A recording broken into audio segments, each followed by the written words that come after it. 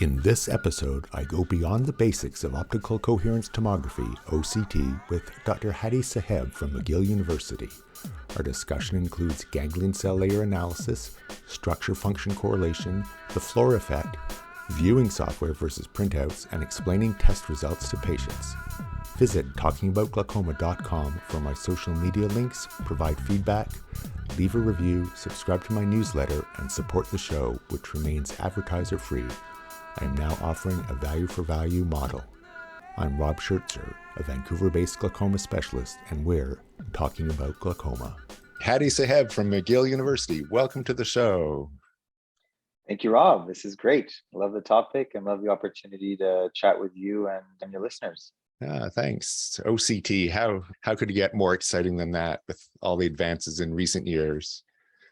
I think so. Yeah, it's really changed the way I've been practicing. And every time I attend another session about OCTs, it makes me rethink how I'm interpreting them. And it's also making me take so much time to get through going through the OCTs because I keep going, oh, wait, that's changed now. I better look at that again. So hopefully we'll touch on some of that. Yes. Part of the impetus for us getting together is each year, it's been, 4 years now that you've co-hosted this session at the Canadian Ophthalmological Society? I think even more. It feels like forever. I would say six or seven is my best guess. Yeah. Okay. I guess I've been to 4 of them, and it's an OCT master class for glaucoma, where you and colleagues go through lots of different cases. And what really struck me at the latest one was for a few of them that you'd present, you'd say, and here's a case we had presented before, and now we're thinking of it differently. So that's... Yeah, I received a few nice comments, but I'd say the strongest compliments were from people who said that the most impactful part of the presentation was when we both admitted to some of them were real mistakes and some of them were just a different way to interpret things.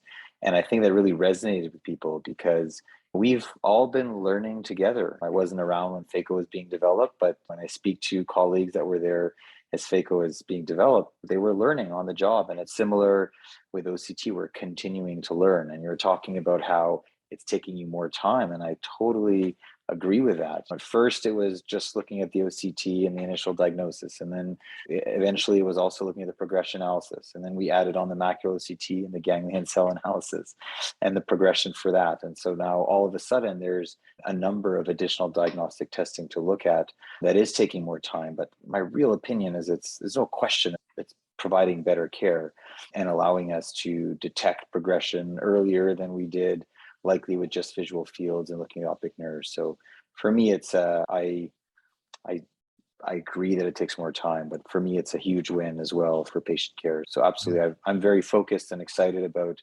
OCT. It might be my favorite part of glaucoma follow-up, looking at OCT. Awesome. So one of the things that really changed in recent years, I'd say, and you'd probably agree, is the ganglion cell layer analysis that we do now. How did we get there? In the past, we were always talking, at least during my training, glaucoma was about the optic nerve, and the nerve was getting more excavated. And then if you get more technical, it was the rim that was getting thinned. It wasn't that the nerve was getting more cupped out. But now we've stepped back, we've gone to the nerve fiber layer, and now we're back to the ganglion cell layer. Yeah, isn't that interesting? I think the way I try to describe it to the learners with me is that we're still looking at the nerve.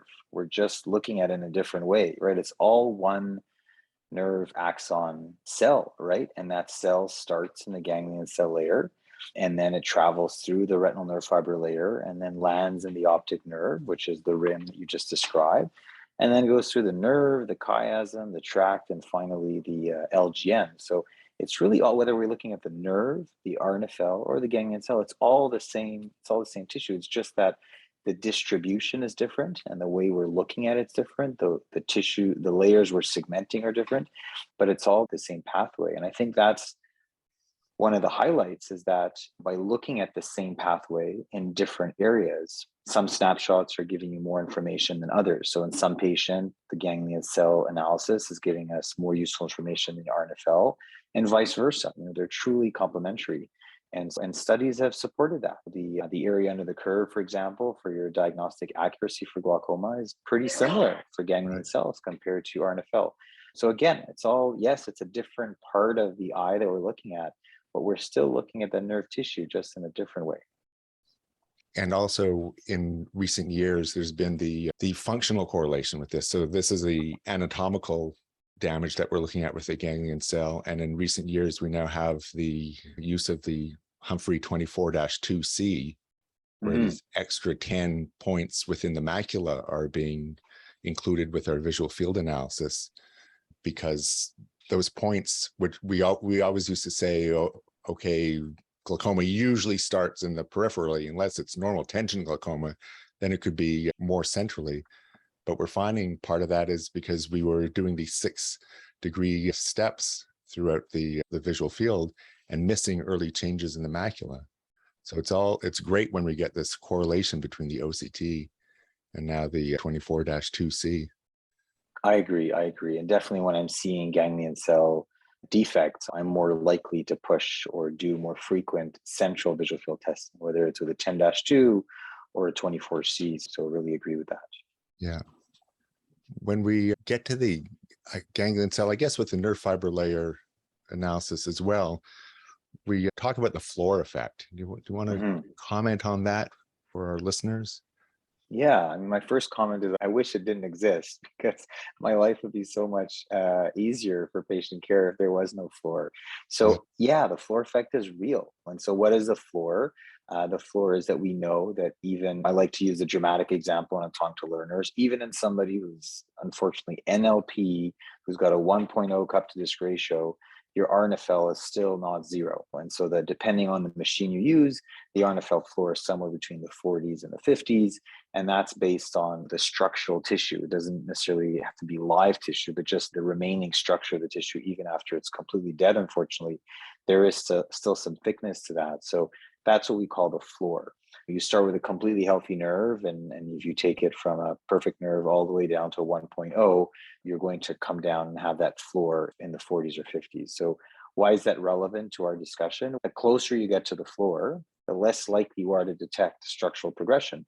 And so the general principle is, in more advanced patients, you're less likely to detect structural progression. So I like to talk, and this is really simplifying, Rob, but I like to talk about 3 phases of glaucoma progression. And the first phase is when you have structural progression and no functional progression. So it's just structural change in the beginning and your function remains normal. Yeah, and then the middle, correct.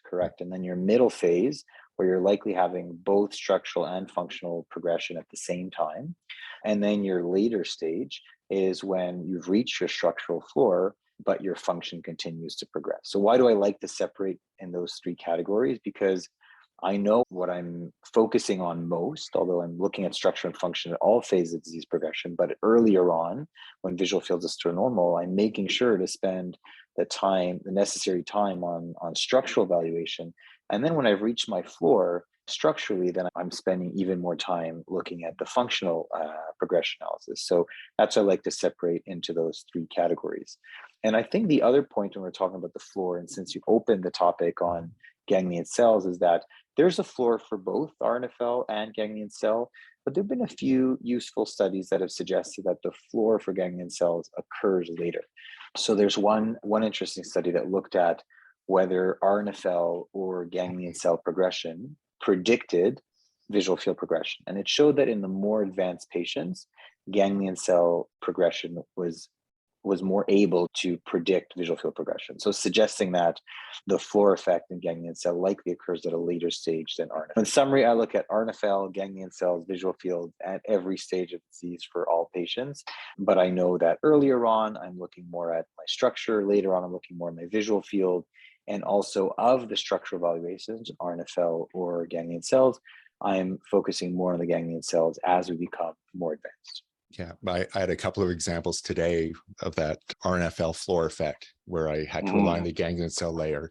And I've come up with, I wrote it down. This is a new canned phrase I created for my OCT reports, saying RNFL trend all over the place, GCL trend stable. So the RNFL analysis, looking at each quadrant, temporal was like this, inferior was like that, superior was that. The curves were just everywhere, and you look at the numbers, they're just completely different each time. But then you look at the GCL, and 5 visits, just nothing's changed on the GCL. So that's been very helpful. But a comment though, with relying, when you have advanced damage and you have to rely more on the visual field, that gets to be a problem too, because with the visual field, the frequency of seeing curve flattens out more as the mean deviation increases. So you start getting much less reliability with the visual field. So how do you overcome that if now you're relying mostly on a visual field? Is there another visual field strategy that you do to try to look at that function? It's the struggle of following advanced glaucoma patients. It's for sure a struggle. I think I'm more likely to do more frequent testing. And I think as we get more advanced, 10-2s can often become more useful. And I find it more helpful in allowing me to detect progression. And also in the context of normal pressures, I'm a little bit more forgiving for visual field variability. And also I look at the history of the patient. If the patient's been variable all along, then I'm going to be a little bit more forgiving of variability. If they've been really stable all along, then I'm going to worry a little bit more about the visual field looking different today. So I think we've all learned in glaucoma, one abnormal visual field in the context of everything else being stable. You don't necessarily make a big management decision based on that. I tend to call that isolated visual field defect when everything else is stable. But if you have a pressure of 19 and a visual field that's different, I'm more likely to escalate treatment that visit and not wait for the next. But if you've got a great pressure of 12, no disc hemorrhage, the nerve looks similar to what it's looked like in the past, I'll call that an isolated visual field change and have the patient come back sooner and repeat testing. And again, with visual field, is looking at the overall trends. It's hard to make big decisions based on one alone because of what you mentioned, the variability. There is another factor you could take into account as well, and that's when the visual field, it's quite constricted and you're relying just on 10-2 and not sure if it's worse. And that's when the patient says, my visual field's worse. So sometimes they're telling you that they've noticed things getting worse. So that sometimes comes into play in management, at least for me, for my patients. Yes. Another thing I have on my list here, viewing software. I definitely rely on the software when in the room with the patient when I'm reviewing the OCTs. I don't know if some people are still doing printouts. Do you have a comment on that? Are you a software person and big advocate for it? For sure, a software person. My clinical practice is mainly in 2 different sites, and in one of them I've had access to for 6 or 7 years, and at the other site had got access to it just 2 years ago. And so I feel pretty comfortable sharing my feelings about the contrast between the 2 setups. And in that gap of 4 years where I had Forum at one side and not at the other, it really felt different. I had so much more confidence looking at my progression analysis using the Forum software. So what I do is when I'm using Forum is there's a button called structure function. And so I press on that and it really gives you visual field, RNFL, ganglion cells, and the progression for each, both event-based and trend-based. And then if you have any disc photos, it's all there on one page. So from a progression analysis software, I can't imagine something more useful. I think the caveat though is for initial visits, because for the way I look at the progression analysis, as I mentioned to you with the structure function tab, is you really do one eye at a time. And so I like on first visits to look at both eyes compared to one another, because it helps me in my diagnosis. Is this glaucoma or not? Am I just labeling it as suspect? Am I starting treatment? How asymmetric are the eyes? So looking at both eyes beside the other, I find that really useful instead of flipping from right eye page to left eye page. So again, for the first visits, if the diagnosis is ambiguous, I really like comparing the right eye to the left eye in one printout, both for the RNFL and the ganglion cells. But once I've done 2 or 3, and I'm starting to focus more on stability of disease, then I really think that the viewing software, looking at one eye at a time, is where I get the most bang for my buck, and that's what I focus on. Yeah, And that helps too. If you're deciding, oh, I better look at the GCL progression instead of the RNFL progression, you have it all right there. It's all there. Exactly. How about you? What do you do? Yeah, to completely software viewer. I have a Mhm. different OCT. I'm using the Topkin Maestro 2. So again, very easy interface. And related to that, when do you look at your patient's OCTs? Is it when you're seeing the patient, or do you spend some time the day before or the morning of to be able to, because like I said, it's now taking longer and longer to go through these OCTs. How do Yeah. you fit it in? What's your workflow? Yeah, I've heard different versions of this. For myself, it's always when I'm seeing the patient. That's been my preference. I like to look at the whole picture all at once. And why is that? Number one, I want to think about it once. Just from an efficiency standpoint, I want to look at it and think about it and make decisions about it once. I was like that when I took exams and I speak to our learners. I said I was the learner who maybe had one question I went back to, whereas I think many others will label 10 or 15 multiple choice questions they go back to. I went through them once. I didn't think I was going to become smarter an hour or 2 hours later. And so I said, this is my best guess about this. And it's similar for my clinical evaluation. So I want to look at it once. And so I do it all when the patient's there. So I'm speaking to the patient to see how they feel. I'm measuring the pressure. I'm looking at the disc, and I'm looking at the functional and structural diagnostic testing all at once. It takes a little bit more time. Sometimes it can be distracting because if patients see you, they're keen to share with you certain things. And so you have to be comfortable kind of navigating that multitasking. And often if it's nothing too urgent, I'll just ask the patient to give me some time to look at the testing, and then we get the chance to chat. But yeah, so for my workflow, it's after saying hi and how are you to the patient, it's the first thing I do, because ultimately the glaucoma disease state is based on your structure and function. The other things we look at are risk factors, whether it's the pressure, the presence of a disc hemorrhage, those are risk factors, whereas the disease state is that. So I like to start with that, and then I move on to looking at the chart, seeing what the pressure is, the vision, examining the patient, and then making a global decision.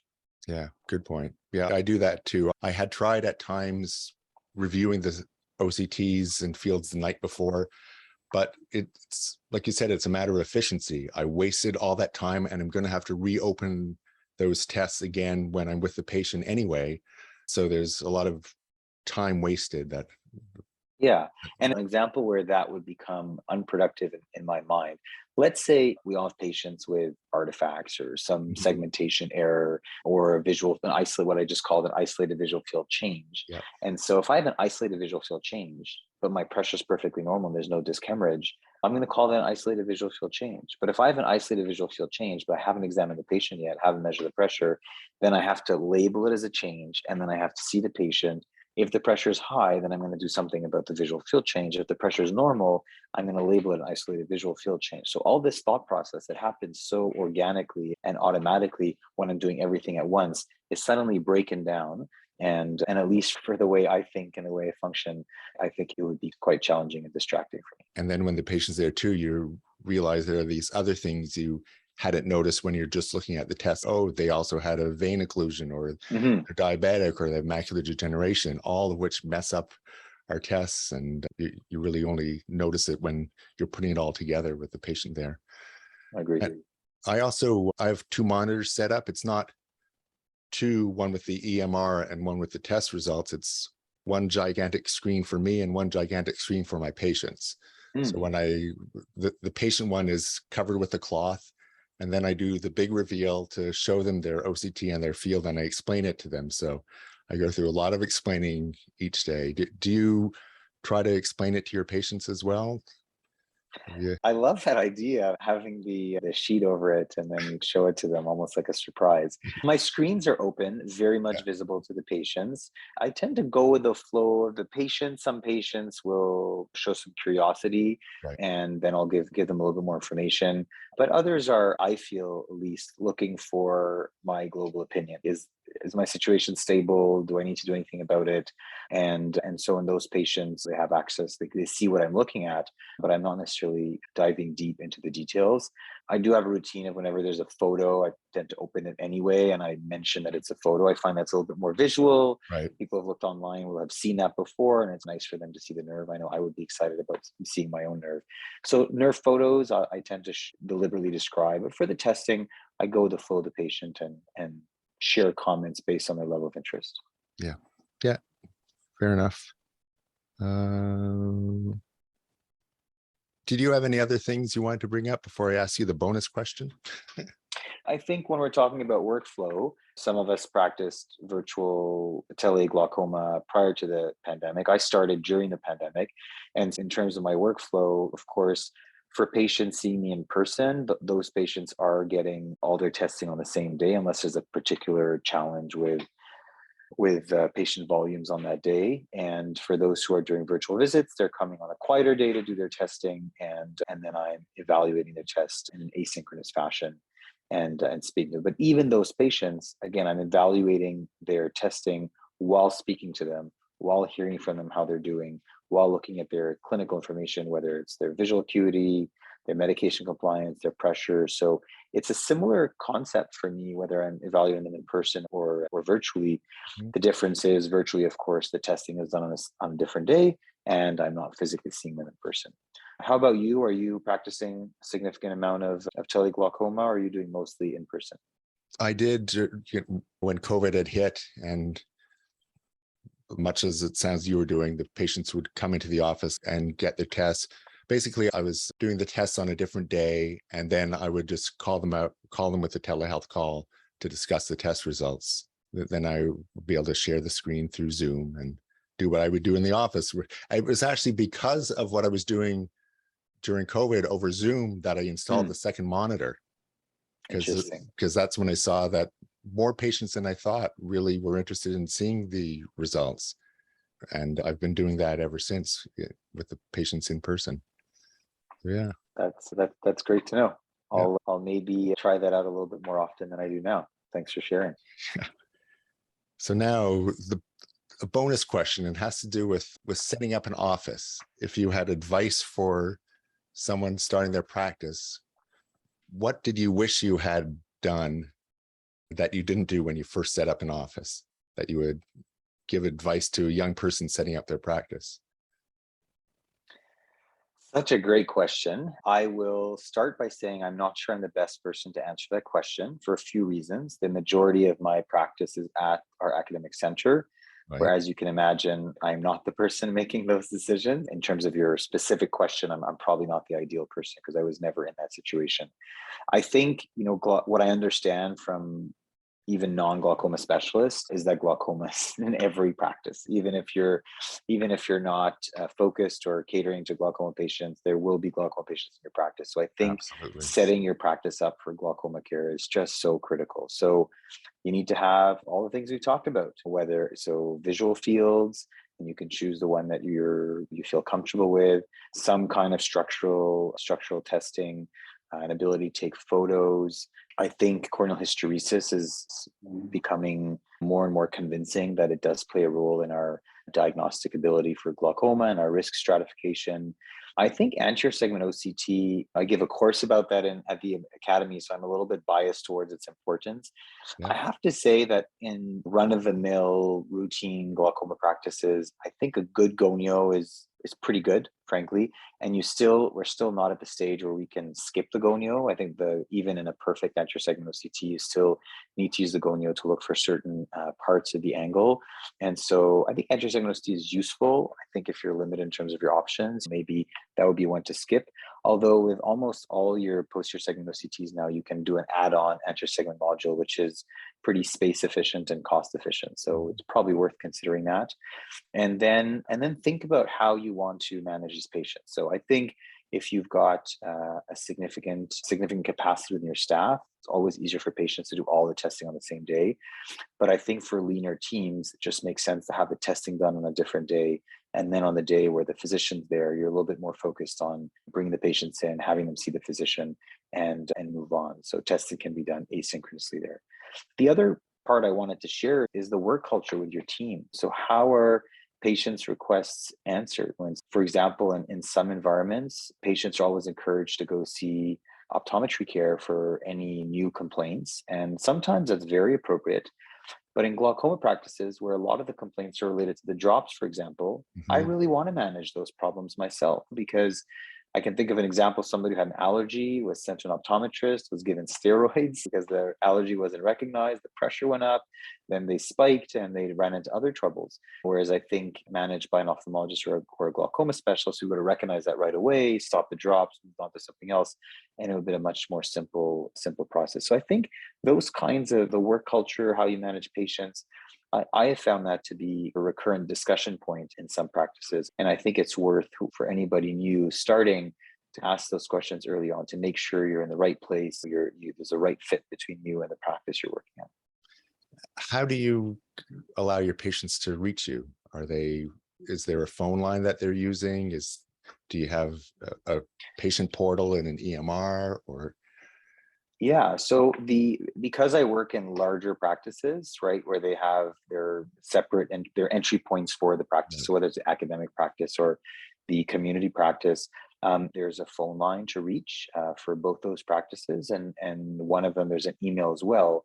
Um, but in busy practices, those phone calls are not always answered in the time that we would hope for, right? So patients sometimes are waiting. And we try to have those disclaimers that if something's urgent to present in person, whether it's at the office or in an emergency room, but that still leaves the patients with some anxiety while waiting. And in an ideal world, there would be a way to get an answer same day for some of your concerns. And that's what we're working on. Yeah, I think we're same here, still trying to work out the best ways to do it. And Yeah. an EMR portal is good, but when the average age of your patient is 80, Mm. they're not always as computer savvy. Yeah. Uh, and yeah, Agreed. and the phone lines just don't stop. So it's hard to get through unless you Correct. have Correct. lots of staff. And we're still, I don't know how it is where you are in Vancouver. We're definitely in catch up mode. And it really feels like post pandemic catch up mode it feels like it's at least another year because just so many months of a few months of complete shutdown and then so many months of slowdown. And in fact, we're not up to 100% still. So you can just imagine that it really feels we're in this wheel, and it keeps going. So I'm hopeful that in a year from now we'll finally reach another steady state, but we're still in catch up mode where appointment delays are still beyond what we'd hope for. Yeah. Well, thanks so much for Thank you. talking. This has been a great conversation. I hope our listeners are getting a lot out of this once this gets posted. Great. Thank you, Rob, for the great questions and the opportunity to share some thoughts and learn from you as well. And I wish a great day to all your listeners. Thanks. Take care. Talking About Glaucoma is a podcast of indeterminate frequency and duration, though I am striving to get back to monthly with your support. Please rate the podcast on your pod player of choice, subscribe to it, and tell your friends about it. Visit talkingaboutglaucoma.com to find all my social feeds, subscribe to the newsletter, provide feedback, and register as a guest if you want to be on a future episode. Keep informed to prevent needless loss of vision from glaucoma. See you next time on Talking About Glaucoma.